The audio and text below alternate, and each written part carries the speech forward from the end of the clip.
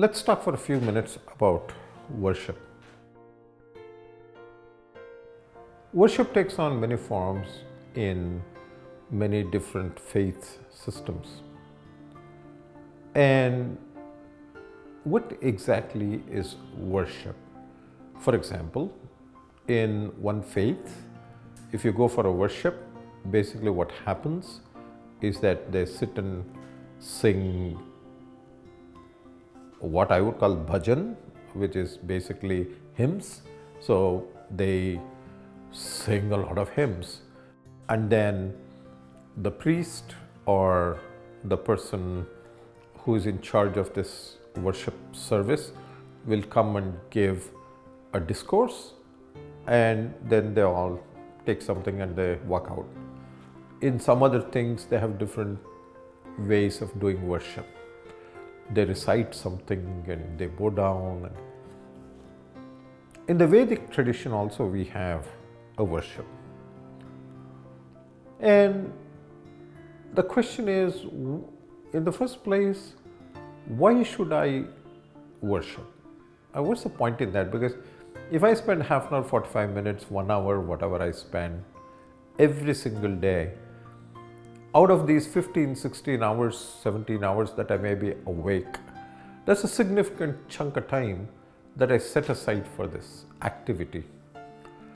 Some people do that because it's just out of habit. It's like I drink coffee in the morning.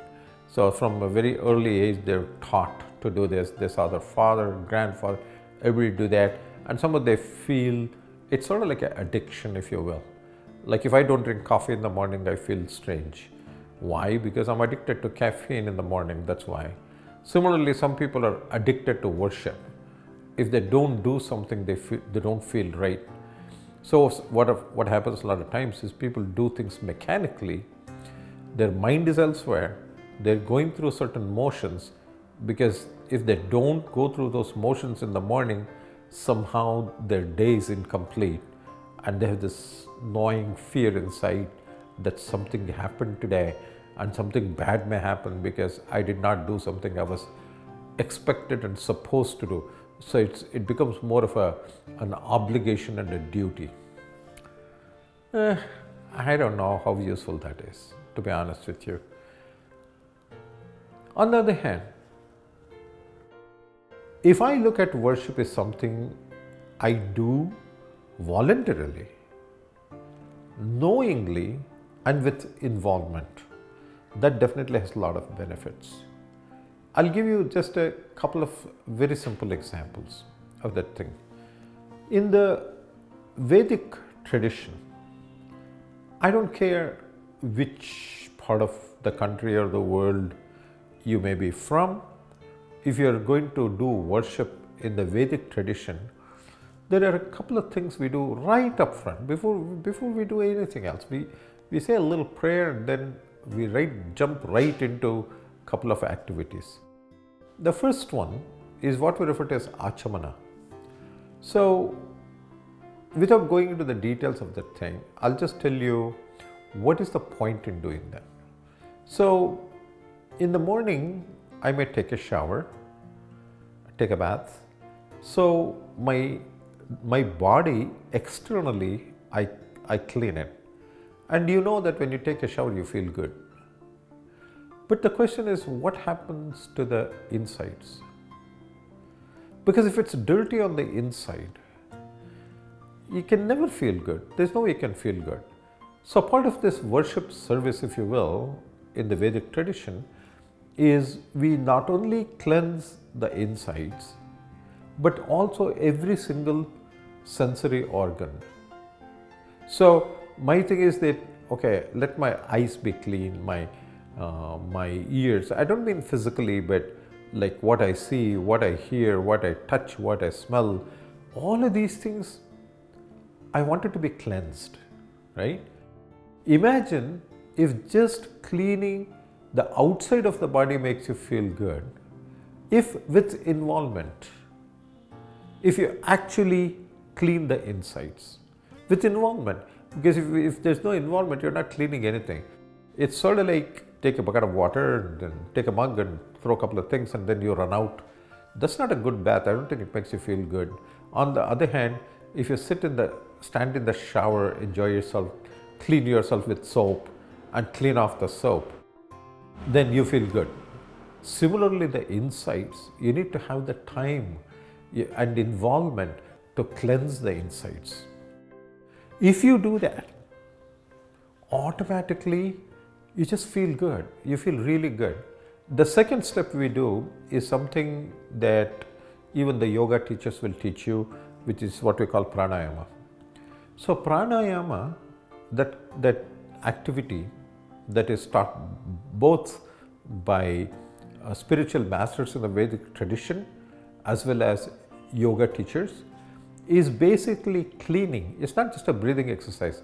It is actually cleaning the energy layer. Because in the Vedic tradition, the first three layers that you have is what we refer as Annamaya Kosha, Pranamaya Kosha and Manomaya Kosha, which is the physical layer, the energy layer and the mental layer.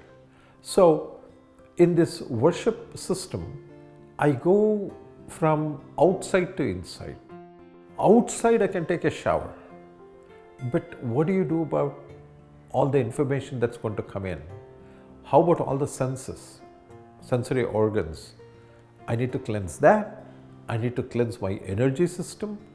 So this is all built into the worship procedure, if you will.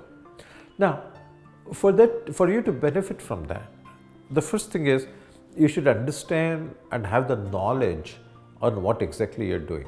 I always tell people that, let's say a scientist sits in front of a computer and he's going to analyze something. So physically what does he do? He's sitting there typing something on the computer. A computer scientist may be designing a fantastic algorithm. He's also typing on the laptop or on the computer. And some kid may be just playing and just typing on the thing. The results are very, very different, aren't they? What is different among these three people is their knowledge level and the reason why they're doing what they're doing. Similarly, when you look at a puja, as we call it, externally you may see people doing the same thing, but the benefit and the outcome is very much dependent on two things. One is the knowledge with which this person is doing it, and the second reason is the goal why he is doing that. So in the Vedic tradition, in the worship, the reason we are doing all these things is not just to be clean or feel good, but it is for the next goal. And the next goal is actually doing those things which will bring me closer to God. That's the reason. And if I want to be close to something that is very pure, very nice, an impure thing cannot come in contact with the pure thing. So I'm trying to purify myself to the best of my ability so that when I come in contact with something very pure, not very pure, but totally pure, that interface between the impure and the pure is very, very smooth. That is the only way I can come in contact with a higher power, and that is actually going to clean my spirit. So before my spirit gets cleansed, my soul, whatever you want to call it, way inside, for it to get, the only way it can get cleansed is to come in contact with the infinite. That's the only way. But for that to happen, all the outer layers have to be cleansed first. So the Vedic worship is basically a progression from outside to inside, where the finite comes in contact with the infinite, even for a small amount of time. But if the knowledge is not there or the involvement is not there, nothing happens. It just becomes a mechanical thing and nothing much happens. So you can do something mechanical, not knowing what you're doing, even for a month or 2 months or 6 months or a year, and then at some point you give up because you said this is not doing me any good.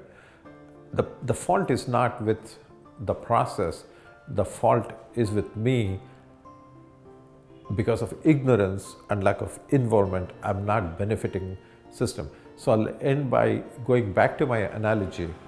If I'm typing away random things on a computer and the computer doesn't do anything, the problem is not with the computer, the problem is with me not knowing what to type in and what to expect.